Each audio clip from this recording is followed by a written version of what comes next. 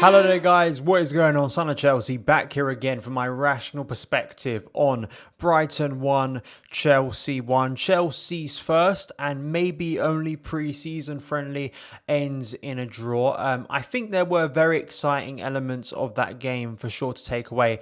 I'm going to caveat everything I'm about to say about this game with it's only pre-season. It's the first pre-season game. I think as that game very much demonstrated in the second half, in a preseason game, especially an early one, so many changes. It gets so disjointed. A majority of the players, especially young players that came on for Chelsea, will not be featuring for the majority of the season. So it's always difficult. You know, you don't want to sort of go too strong on certain player performances or especially like formation or personnel because so many, you know, so much rotation from Frank Lampard today and he had to do it as well. There were so many players as well because of new signings, injuries who weren't present today. Mason Mount, Tomori, Tammy Abraham, Christian Pulisic not there as well. Quarantine and isolation, of course, because of that.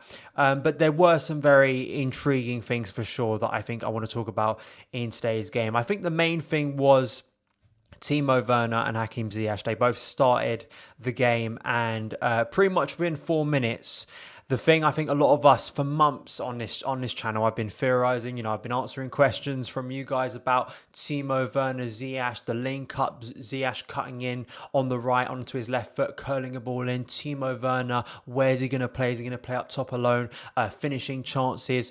Pretty much within 4 minutes of preseason starting, we got exactly what we dreamed of, and that was Hakim Ziyech cutting in left foot, lovely ball into the box, and then Callum Hudson-ODOI with a really good run. Unfortunately, and luckily for Chelsea in the end, he absolutely scuffed his header, which then found its way to Timo Werner, who finished it very clinically. A very easy chance to finish, but he did finish it, and it started off the day really well for Chelsea, and within a couple of minutes, I think fans were buzzing just to see sort of that link up, and that was something that to me was the most exciting thing, and I think the main takeaway for me of this game for the rest of the season, because you know that Werner and Ziyech will be playing a lot of games this season for Chelsea. They are going to be integral to the way Chelsea are going to attack next season in 2021. So to see them play, to see them link up, I think both of them being at Cobham, I think it's probably helped, and I think it's going to be maybe a bit more difficult for the newer signings, the likes of Thiago Silva, Ben Chilwell, of course potentially Kai Havertz as well,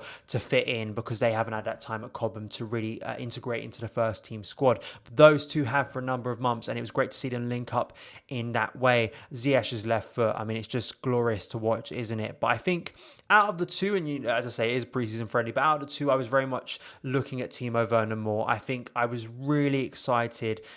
Just his movement, he was everywhere. You know, he was sometimes dropping deep to link up play. He was going to the left, he was going to the right. Very fluid movement, and that's something that Timo Werner is going to offer to Chelsea as a forward that we just haven't had in the past. He is a modern day forward. I think he's a type of forward that's going to break the mold of Chelsea strikers if he succeeds, and gives you that versatility. And the thing that excited me about that fluidity of movement, that sharpness from not only Werner and Ziyech, but Callum Hudson-ODOI, I think had bright moments in that first half. Kovacic as well. Kante, I think, had a really good time. Reece James, I think, was a real threat, definitely down the right. And seeing how him and Ziyech sort of combine and their movement and fluidity there was very exciting as well. James almost scored within about 30 seconds, a shot that just flashed past the post as well, and seeing where he was set up as well. I think that fluidity of movement for me, and the thing for me was, what excited me was not only what was on show, what was actually there, you know, Werner, Ziyech, Callum Hudson-ODOI. It's what wasn't there for me as well. Christian Pulisic not being there on the pitch, Kai Havertz potentially on the pitch as well for Chelsea in a formation, working with those players, Mason Mount as well. When you think about all those players who weren't there, it just makes it more exciting to think about the danger Chelsea can pose to a lot of teams moving forward. And hopefully for confidence-wise, I think that's going to do a lot of good for Hakim Ziyech and Timo Werner especially. I think Werner's movement and work rate was just absolutely brilliant, and you can already see certain patterns of play that definitely moving forward can be really effective for Chelsea. And especially I think Callum Hudson-ODOI, that movement in for the first goal, you see Christian Pulisic doing the same. That anticipation from wingers, runs into the box, that's what Lampard wants from his wingers, and I think you're going to see a lot of that, and definitely can prove to be really effective for Chelsea. The sharpness was one thing as well that I picked up more in the first half of the team that was playing. I think the difference this season, this preseason to other preseasons, is of course the short amount of time between the end of the 1920 season and the start of the 2021 season. Players are going to be really sharp going into it because they haven't really lacked that much fitness. You know, there hasn't been a lot of time for them to drop out of fitness, match fitness.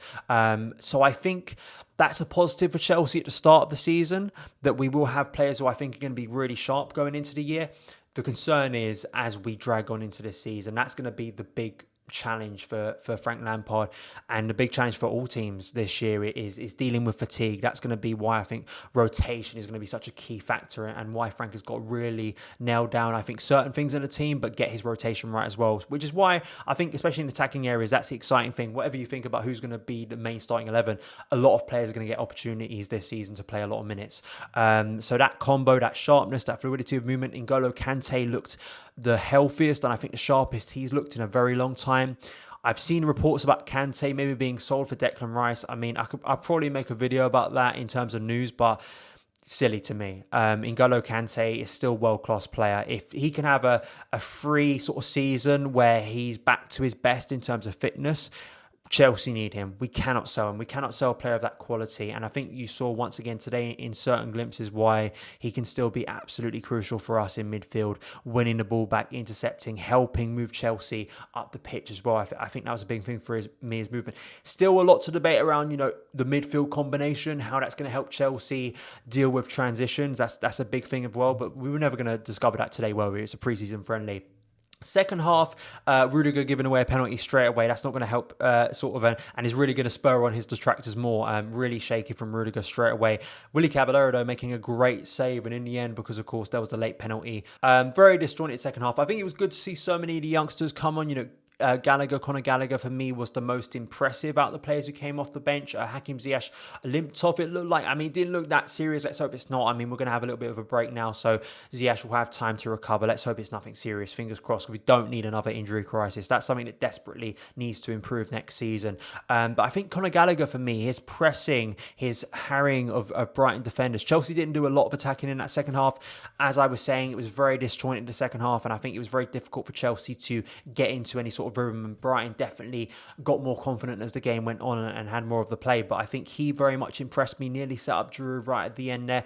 Ethan Ampadu, I felt looked good, but of course inevitably gave the penalty away right at the end there. Very sloppy from Ethan Ampadu, who's usually good with his tackling, but good to see him. Lawrence, Maatson, McCormack, Vale, youth products getting minutes. I think that was a positive for them. Definitely a good moment for them, confidence-wise. I think a lot of these players will be getting loan moves, I'm sure, in the coming days. I think the likes of Ian Maatson could really benefit off a loan next season, because I think if Marcos Alonso stays, he's not going to get a lot of minutes. So I'd like to see him get a loan. Conor Gallagher, I think it very much depends on what Lampard sees with him. If he's really impressed, we've seen Lampard, you know, will give young players a chance. But I just think based on the amount of players in that position and area, I think Conor Gallagher may be a top, you know, championship club or a Premier League loan could be good for him. So I think it was a good day for him. Maybe if we have another friendly, he could feature more, but I think it would be likely he'll be going out on loan. So yeah, that's it, man. It was you know, preseason friendly, typical preseason friendly. You have good spells, you have good movement in the first half. Usually first half is when you see the best,